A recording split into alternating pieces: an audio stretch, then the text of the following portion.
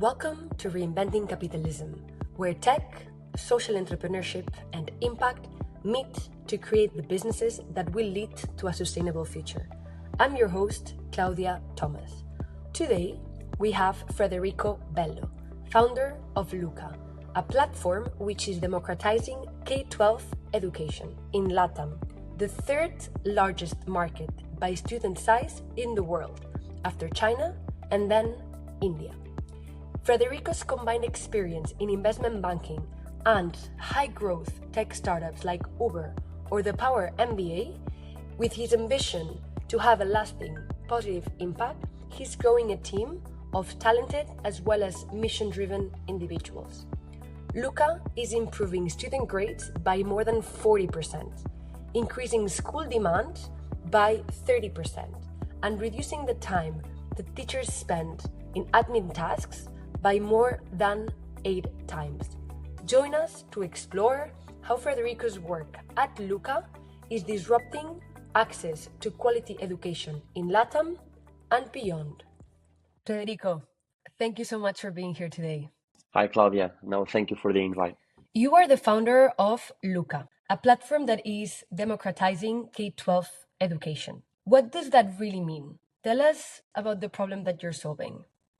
Sure. Luca is a content-based platform for K to 12 learners in Latin America. What's the range? Sorry. Yeah, K to 12 means kindergarten to 12.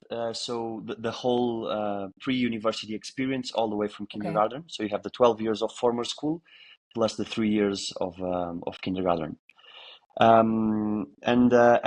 the problem we are solving is the lack of access to quality digital content, both in schools and in a home context. We chose, I'm the founder of the company, when I chose to start the company, we saw there was a big problem overall in the world. Some geographies were pushing in front in terms of adopting digital content. India and the US being a good example, but some other geographies were lacking behind, due to previous professional experiences and also throughout what I was seeing happening in the world, we identified LATAM as a big area of opportunity. LATAM, if you take the entire region that speaks Spanish, which is comprised by more than 10 countries, represents the third largest market by student size in the world. So you have China, and then you have India, and then if you combine all of the countries in Latin America which speak Spanish, it's the third largest market together, more than 100 million students. And then you have Brazil with 47, and then Nigeria, etc. To build something in the content space and to affect learners, size is super important, because all the formal curriculums in any country that you might find will have 12 years of official schooling. That means you will have to build all of those 12 years, and the subjects don't change much. You always have to cover biology, chemistry, science, Spanish in this case, math. But then it's up to how big the impact can be, and that's a proportion of the region you are impacting. Another interesting fact about this region was I started Luca 1 year after the COVID outburst, and Latin America was the region in the world which suffered the most with COVID. To give you an example, schools in a country like Australia were closed for 3 weeks. In Latin America, after 1 year and a half since the first case of COVID, the schools were still closed. And then there were several repetitions of school closures within the next 3 years. So that made like a perfect storm to start something in education. No, for sure. It seems that there's a lot of reasons why starting in Latin America was a very strategic move. How did you know you wanted to solve this problem? Like what brought you to founding Luca? Yeah, maybe let me share a bit about my background. So I'm Portuguese. I'm not Spanish or Latin. And I started my career doing investment banking with Morgan Stanley in London, first in Spain. I did my studies in Spain, and Spain was always close to my heart because I lived more than 7 years in the country, specifically in Madrid. I decided at some point in my career to leave banking, as I was becoming obsessed with building and learning about how to build businesses on the internet. So I joined a few startups. I had the luck and the privilege to be a part of some high growth stories, both on the energy sector and then on the mobility sector with Uber. And then, as I was transitioning out of mobility, I was working for a electric scooter company that was sold and acquired by Bird.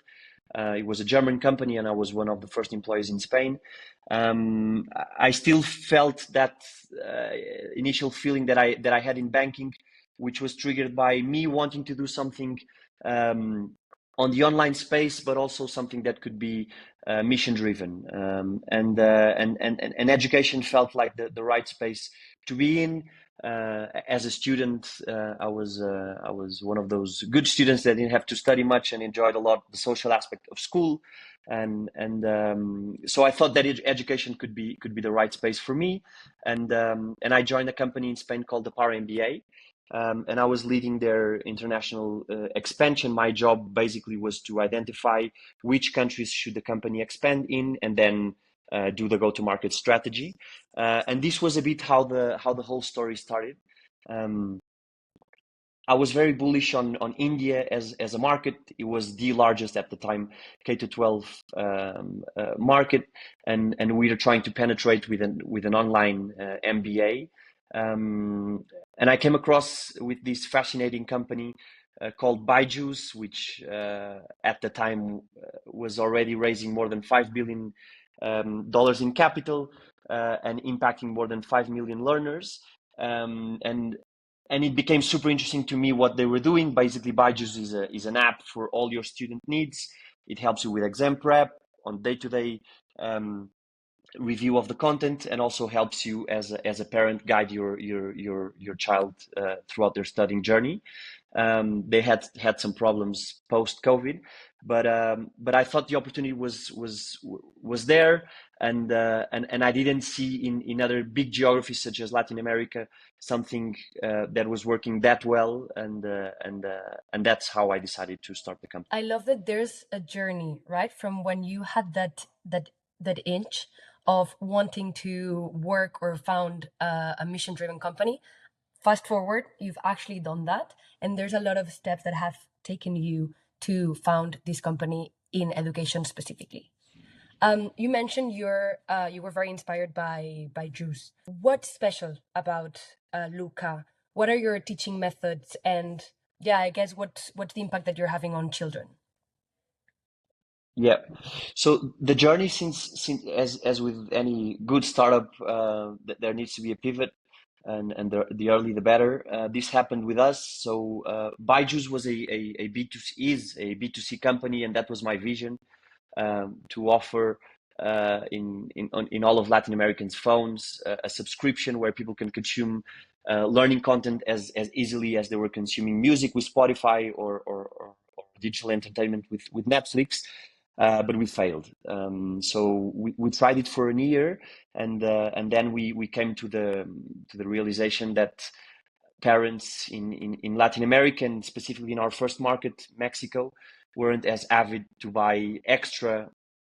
do an extra spend in content for their kids related with education, apart from what the school, being private or public, was already demanding from them. So of course the B2C market was challenging, especially one powered by social media presence and ads. So that was the initial vision, and then we pivoted to what Luca is now. We offer a solution to schools, so schools are our distribution channel. We create a platform where the teacher is our main stakeholder, can do two basic functions in the platform. One, he has access to a huge library of content that is fully aligned with the official content here in Mexico by the Ministry of Education, and you have all of the core subjects being covered for primary school. We are soon announcing a new level, and then you have math, Spanish, reading comprehension. Now we have English. And we use international standards. That's a big one in our methodologies. International standards applied to the Mexican curriculum. So, for example, in math, we go about the Singapore method and the method used by Finland, by the Finland ministry, applied to the specific reality of Mexico. All of that content is then tracked by what we called a dashboard, so a metrics platform where the teacher can understand everything that is happening on the student side, and then the student has an app, which is a game, a bit like Duolingo, and that brings us to our second big pillar, which is gamification. So we believe that if we provide a game-like experience to students, they will be much more compelled to study, which brings us to our third learning pillar. So you have international approach, you have the gamification approach, and then the last one is micro learning. So a bit, we understand that we are fighting for the timeshare of each student. So our direct competitors are not only the book publishers, but also the entertainment experiences such as Instagram or TikTok. So all of the content in Luca, especially the video content, is under 5 minutes. So we have like short pills of content that students can take, and everything is then involved into a narrative. We have folks that used to work for Netflix, bringing a nice story into life instead of a boring old school learning class. I'm sure that's going to be key, because the attention span of children today, it's incredibly low. When do these teachers use the platform on children? Like, is it on their day-to-day, on every subject? Is it extracurricular? What's the value add? Yeah, so Luca has two main use cases. The one is in a school context. So basically what the teacher does is to project with a video projector. Our content can be games, PDFs, activities, or our famous videos, and then do group or individual activities based on those materials within the classroom. And then the second use case is one that happens in a home context. So basically the student gets assigned tasks, we call them missions, which will unlock them levels and points within the game, and he or she needs to do the homework at home. So that's the second part of the experience. The student does the homework, and then the platform recognizes it on the student platform. I find very interesting the unlocking bit. How does that affect students? Do you see that because of this gamification and unlocking levels, the usage levels also increase? Yeah, massively. One of the big breakthroughs that we were able to achieve since starting Luca in Mexico was the usage of the product. So basically there was a cycle in the industry where the company, typically the book publisher, comes to the school and sells the product. Typically they are selling books, and they understood that they needed to create platforms. So they created platforms on the side. Usually they even channel it for free so that they could check that they have digital content. And then the school includes this, so that you understand the business model. The school includes this in the tuition fees that they will charge to the parents. The parent is paying for this, and then the student is supposed to use. But what really happens is, nor the teacher is using the solution, and also the student is not engaged by it. It's not mobile. It's not digital, is not engaging enough for what he or she is expecting from like a nice video game. So the platform ends up by not being used, and this creates the reverse of the cycle. Also, then it channels back to the school again. The parent sees that the student is not using the platform that much. He still sees the money coming out of his bank account every month. So he goes to the school and asks, why is this not being used? Or when comes year end, why am I paying for this? Why do you decide to renew with this solution? How much does it cost? The product in Luca is around 2 times cheaper than the usual market prices.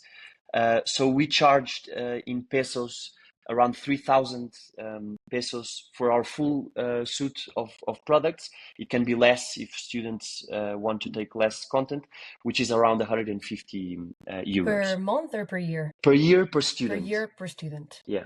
So they are paying under 15, because the year has only 10 months, under 15 euros per month, even though they pay us as one installment in the beginning of the year, so that they can use it.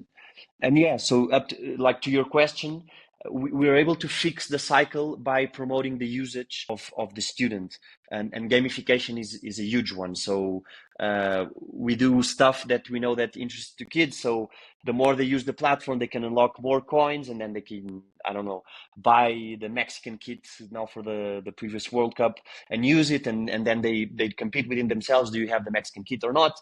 And then a series of other experiences which make them use the platform, and then the parents see the parent also has a monitoring app that the money is being well spent because the student is actually using the platform, and then the feedback to the school is good, and then that fosters our retention within schools, which at the moment is above 90%. For sure, it's a chain, and it must be very challenging because there's a lot of stakeholders involved.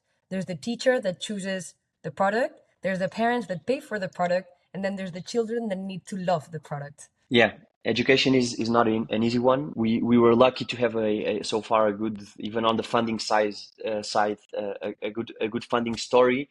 But historically, you really need to crack the product. That's why since the beginning we invested most of our funding in building a nice product and not so much in marketing or sales. We are now ramping up sales. If you don't crack the product, the economics don't work. But if you do, the economics are super interesting if you think about it.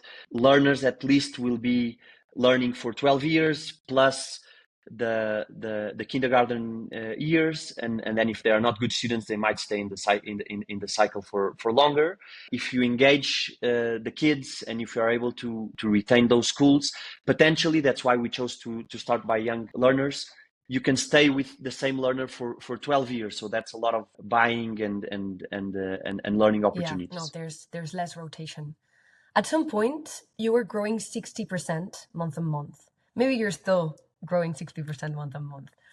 What drove that exponential growth? Yeah, it was definitely not the B2C. We were growing a lot at top of the funnel, giving free accounts. We were growing more than 60% a month. But then we decided to change, and the last year we grew 6 times our revenue and our number of years. And obviously, when you're starting, it's easier to grow at this kind of multiples because the base is smaller. This is already our third year, so the base was already rounding up to a bigger scale. The main drivers of our expansion are, once we were able to show that Luca has a direct impact in grades. On average, we are conducting studies with third-party providers.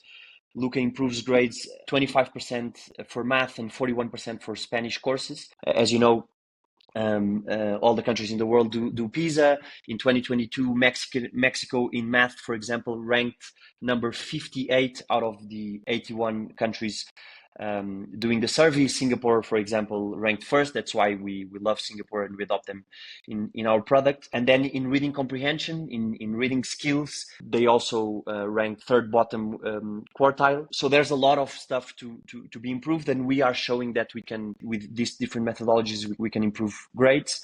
Then there's a big trend of adopting digital, which is coupled with our price as well. We are super competitive. Our mission is to democratize the access to quality education.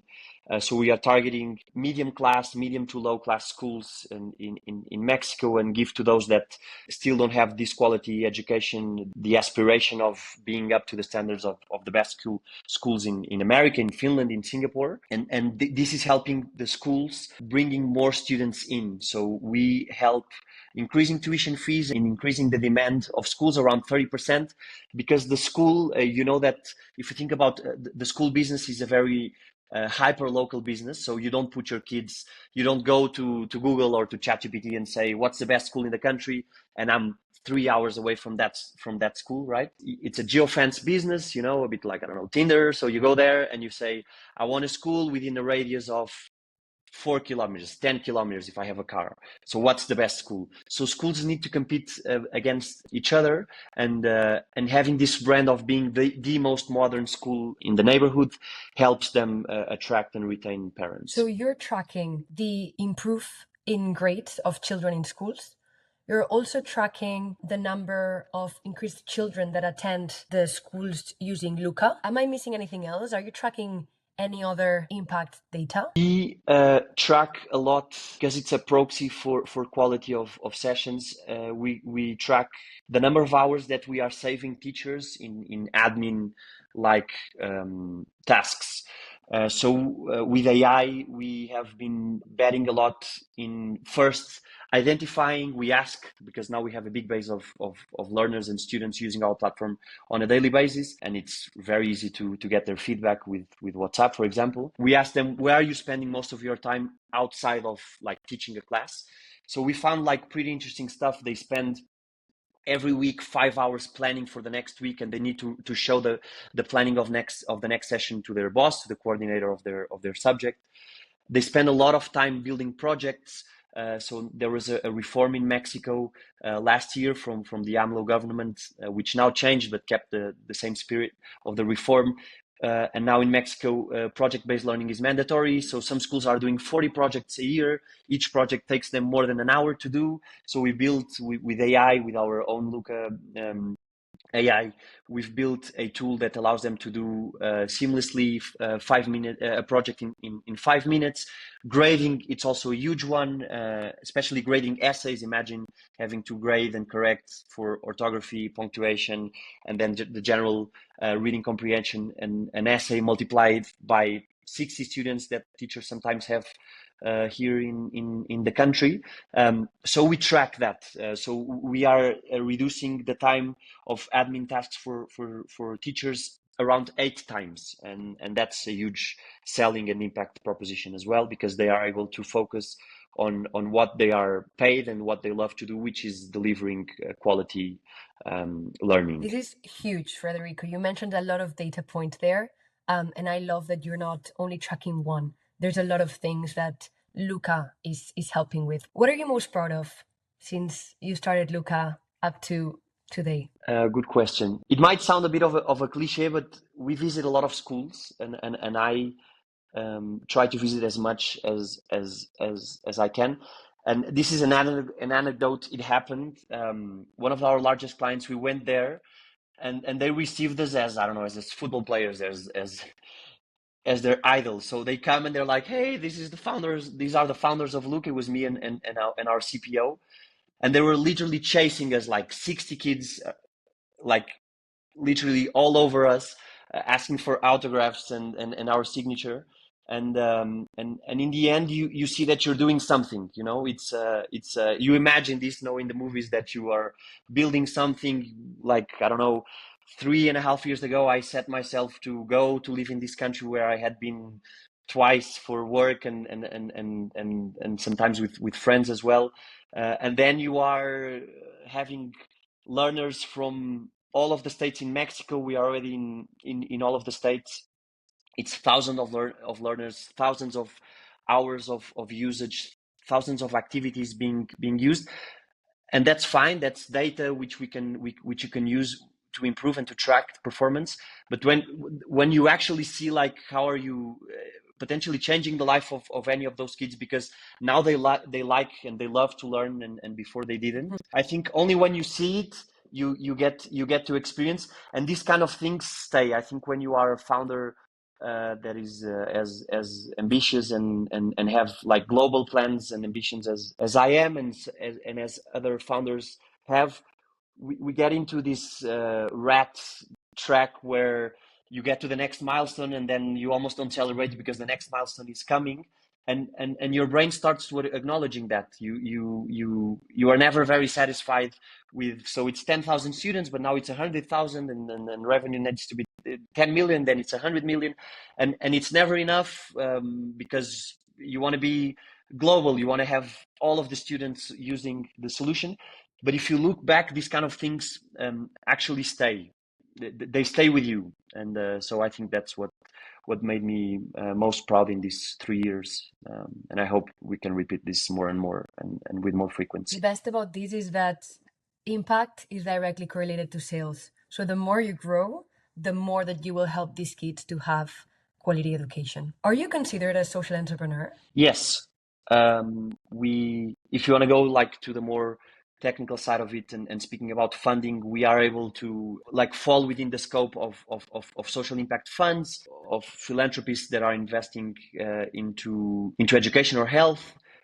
Or climate now. We fall into the spectrum of big foundations as well, and the fact that we are able to show big evidence in terms of impact, both in terms of size and also the quality of our products, makes Luca fall within that category. But also, as you said, and this is something that helps me a lot in my profile, we are able to align things with, if we manage retention, if we manage like word of mouth and sales and creating the best sales processes, the company is going to be bigger. We're going to have more of our own resources to invest in better products, and that will most likely correlate with impact. And I think I found that nice balance of building a good company, speaking from traditional standards, but also correlating with impact, which is definitely in the DNA of the leadership team here at the company. How important it is to hire people that care about your social mission versus hiring solely for talent? Because I bet it must be a difficult thing to balance. Yes, it's hard. Especially when you come. Mexico is full of amazing talent. The working culture is very different from what I've experienced before. You need to learn how to do business here. There are a lot of like anecdotes as well, which you learn in your journey. But you also need how to motivate workers here and a team, how to build culture. It's very different. And in the beginning, maybe we were trying to get the best people possible so that the execution was flawless. And we find it hard to have those two traits, like being super impact and mission driven, and also being a top performer. But with time, I think we were able to fix our hiring funnel. And I think our CPO is a good example. He was building before a language learning platform here in the geography, in the region. He's something that comes from London and learned how to speak fluently Spanish in under a year and a half. It's impressive. And then on the content side of things, we kind of, my trigger, especially in day one, I remember Carlos, for example, he was our first hire, my first hire, with a PowerPoint and my savings. I needed someone. I'm not an educator myself. I studied finance. So we need someone that was an expert on the content side of things. So we touched that pain point of the frustration of working for a big corporation that is producing learning and is not changing to the new times, nor is allowing people with different ideas put them into work and into practice in a more digital product. We had to like speak to the heart of people and address this mission factor, because it wasn't because of the money. We had to completely sell the vision and the impact. And learners and educators, teachers, most of our company is comprised by teachers. They resonate a lot with the mission, not so much with a big salary or a big paycheck. Once you scale, though, like say that you're generating 100 million of revenue, what do you think? Do you think you can have both things? I think we won't have a problem in the content production side of things, because by definition we need teachers, and most of our teachers are mission driven. Otherwise they wouldn't be teaching, because as you know, you don't get very rich on average by being a teacher. So I think we are safe on that side. AI is helping us a lot, but personally, I don't believe in a world where we will be producing content just with AI. So we need humans as well in the beginning and in the end of the learning process, at least. At scales for sales, for product, we will try to optimize by that, but by definition, when you build a company with thousands of employees, it might be hard, but we will. I think that's how you build culture. We will make sure that in the areas that are closer to the vision and the mission of the company, which is we are a learning company, we will keep those sort of mission-driven people as a constant in terms of percentage of the workforce. I have one last question for you, and I love that you mentioned AI because it's related to that. Let's imagine you're looking into a crystal ball that shows you the future. There's a lot of talk about how AI is killing education and all of that. How do you see AI and education blending in the next 5 to 10 years? Yeah, I really would need a crystal ball. I have my hints and I'm trying to drive the company towards that, but I think no one knows. I think it's impressive what has been happening over the last 18 months. And the guys like at the forefront of the models say that they have already a lot of versions ready, but they are not releasing them to the general public for the sake of a prudent and ethical usage.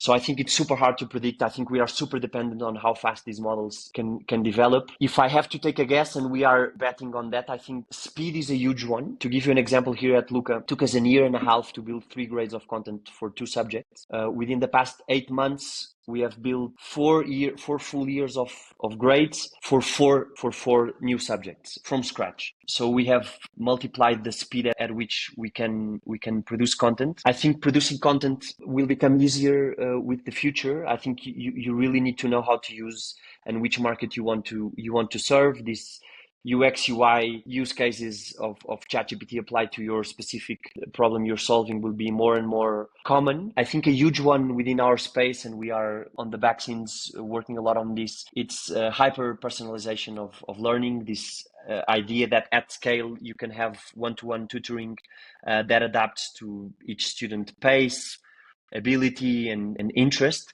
I think AI can really do that. And before there were many failed attempts of having one-to-one tutors, but at scale it's very hard because you always need the live session, and then you have a supply problem, which with AI can be solved, and we are super excited about that. We will keep this vision of using AI as a complement to teachers and not to replace them. I think this is a super important statement that we even give here in Mexico. We don't want to replace teachers. This is not our mission and our interest. And this links to the final thing where I see things happening very quickly. And I think in a country like Mexico, this is happening now and will be very strong over the next 2 years. And I see it, like I've seen it over the past 6 months, which is freeing teacher time by bringing automation to their day-to-day tasks. There's a huge space there to be created. I think the teacher profession, being a teacher, is suffering a lot from a demographic, from a social perspective. You see scarcity of teachers across the world, teachers being more and more poorly paid in general, so less people applying for teacher positions. And I think we will be facing a social problem in the short term, in the medium term, within the next 10 years, of a big shortage of teachers and an even bigger shortage of quality teachers. And I think AI can play a huge role, even to make it being a teacher again sexier. But that needs an open mind, and people, which is part of what we're trying to do, people be willing to embrace this revolution. I hope that happens, because this revolution looks very optimistic, and it would definitely make the world a better place. Thank you, Frederico. No, you're welcome, Claudia. It was a pleasure.